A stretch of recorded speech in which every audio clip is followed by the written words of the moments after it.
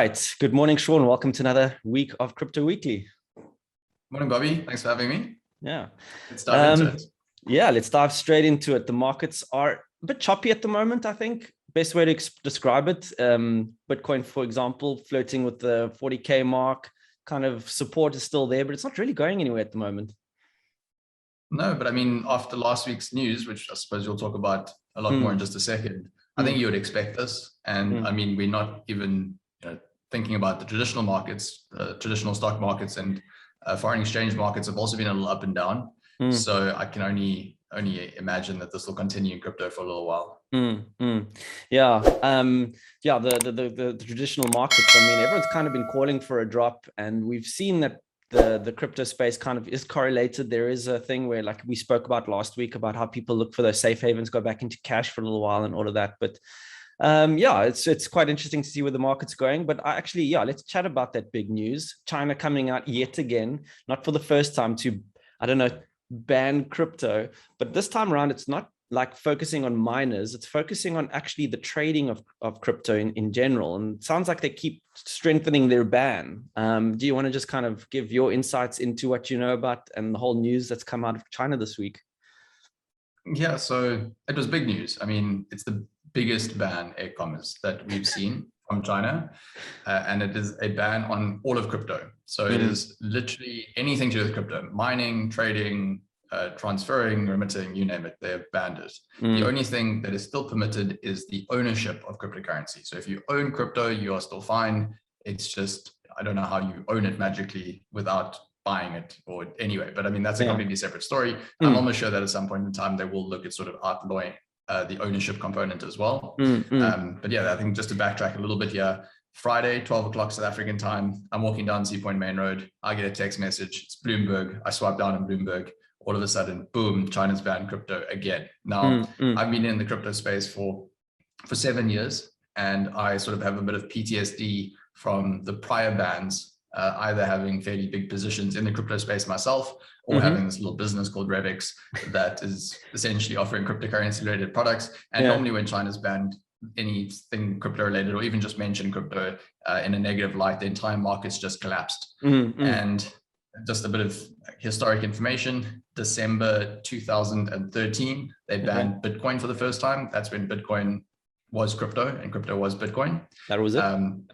Yeah. Then in September 2017, China came out. They banned cryptocurrency as well. And that was sort of more focused on the mining and the ICO side of things, and probably actually the most sensible ban then, right? Because the ICO boom, the initial coin offering boom that was taking place during 2017 was a bit crazy. And then in May of this year, they came out and they made an announcement saying they're not banning crypto, but remember that this isn't an official currency and whatever. And then again in September, on Friday, they banned it again. So that was all the bans, right? And each time there was a ban before this one, you saw this market go down anywhere from 25 to 60%. So it was really, and I mean, over a short period of time, I'm talking a couple of days, that you would see this entire market fall through the floor. And on Friday, it fell 8%, which, and up to this point in time, is actually, it's a little bit lower. So it's about 3% below the levels at 12 o'clock on China, 12 o'clock South African time on Friday, which is nuts. So the market seems to have matured. Yeah, the market's maturing, and I think there's other people kind of waiting for those falls, and they're just snapping it up. They're like, 40K Bitcoin for me, that's a great entry point. And hence why we have the term support, because there's the institutions that are supporting the price at that point. But I was just thinking now, if they're banning the trading of crypto, but you're allowed to own it, are you allowed to sell it? Because I saw somewhere on Twitter that the amount of Bitcoin on exchanges is at all-time highs, and there's talk of maybe a lot of these Chinese miners. There's the one pool, I can't remember how you pronounce it, but are they maybe bringing all their Bitcoin back onto the exchanges to sell it, so they can kind of adhere to these new regulations or bans? Do you think that could be what's happening? I'm almost sure they have to be. So I mean, the miners, whatever miners are sort of left in China. Remember, China banned mining earlier this year, which meant that a lot of miners landed up moving to other regions already. But a lot of the other sort of players in the space, so OKX, it's an exchange based in China. Binance has a really big user base in China. Mm. They sort of came out within an hour of this announcement on Friday and said, we are not permitting any new registrations from Chinese citizens. Yeah. And in addition to that, any current Chinese citizen will have until whatever date, and it's obviously different on different exchanges, to transact on this platform before we prevent you from transacting on the platform. So it's a little interesting at this point in time. I don't think there's been a proper roadmap sort of established by the Chinese government, because technically all trading should be outlawed. So I really do think that there'll have to be a bit of a grace period, because people will need to exit their positions or move their sort of, I don't know, their crypto holdings to other exchanges and all the rest. And I do think this will increase the supply. I mean, I do think that this is going to drastically increase the supply into the market over the next while. And I mean, just by virtue of that, I mean, technically prices should decline, but if there's bigger players entering the space, maybe from the West, then this market should move up. I think in the past, China's sort of bans and all the rest of crypto actually became an interesting buy signal. And the reason being is that it's becoming big enough for the Chinese government to actually mention this on, you know, remember, you're talking about like the Chinese government will talk about economic growth, inflation, factory output, like go through all the other economic measures, and then they're throwing crypto in there. Like that's pretty incredible. Yeah, no, I think we're in for an interesting ride, because I don't want to talk about it now, but there'll be like some sort of a yuan coin. They're going to bring out something. It's a matter of time, and it's going to be interesting. They're obviously trying to get the Chinese people off what they've got at the moment, so that they can transition at some point. We know that they're also working on a digital currency, so I think stay tuned. But then that gets me to the next point that I wanted to chat about. I saw Revix have brought out BNB on the platform. So Binance, also very Chinese kind of. You mentioned you don't know where they are. Do you want to just tell us about Binance, the BNB coin, and why Revix has brought it on when you've got all this kind of FUD sitting around and more Chinese? We assume that Binance is Chinese. Yeah, so BNB was launched on Friday. No coincidence there. Yeah. BNB is Binance's cryptocurrency. Binance was traditionally a Chinese exchange. They then moved to Hong Kong, and then there's the debate around whether or not Hong Kong is actually part of China. And then they moved from Hong Kong to Malta, actually at the same time that Revix moved to Malta. This is sort of early in our existence. Okay. My ex-co-founder and myself, we were actually sitting in Malta when the new blockchain act was announced, and the Binance sort of executive team were ringing a bell saying that they have now established themselves in Malta. That was very short-lived, because while there was regulations in Malta, there wasn't bank accounts that could facilitate any crypto exchange or crypto platform. Oh, wow. So they went then from Malta to Singapore. And as far as I understand, they're now established in Singapore, but this is not publicly known.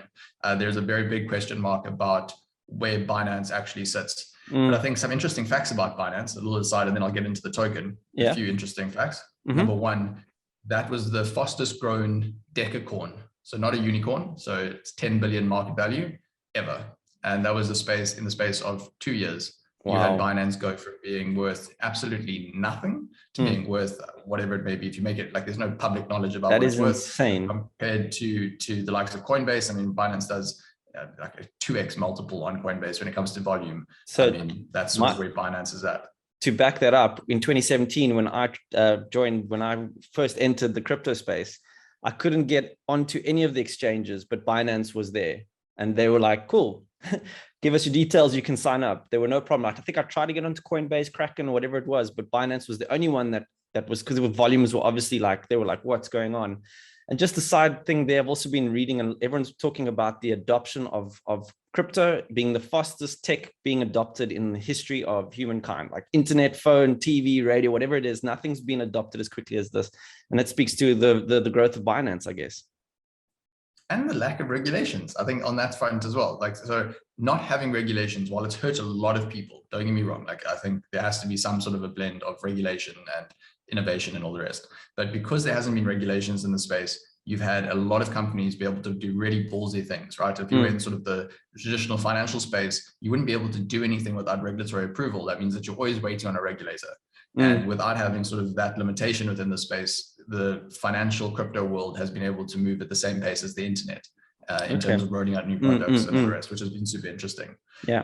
But I suppose that's the factor that I can go into like 100 other facts about Binance. I'll leave it there. Looking at BNB though, so this token was created by Binance, and initially the token had pretty much one one use case, and it's a utility token, meaning that it provides utility, and that the token isn't really considered the same as, say, Bitcoin or Ethereum, at least not initially.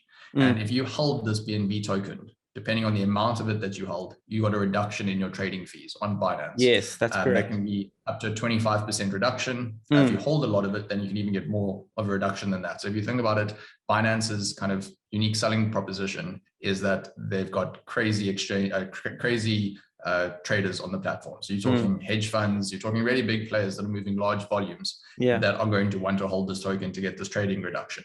So that drove the price of this token up quite substantially over the last 4 or 5 years. So now, I mean, it's a last 12 months. Yeah, over the last 12 months as well. So, you know, now it's a top 5 cryptocurrency, like top 5, right? Like Bitcoin, Ethereum, Cardano, USDT, and then BNB, right? So it is quite crazy to think that this is where the coin's got. But what Binance has done in the background is that they've essentially launched everything from sort of their own venture capital launch pad, which means that any new crypto startup that wants to get traction, wants to get capital, wants to experiment with things, they've got an entire team, and I'm talking hundreds of people that are able to assist on that front. If you're wanting white glove service when it comes to trading, they've got something that can assist you on that.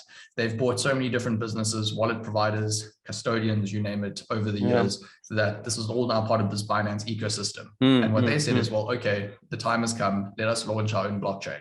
So rewind 2 years ago, they had the Binance Smart Chain that was introduced. And essentially this was a competitor to Ethereum, a competitor to Solana, Cardano, etc.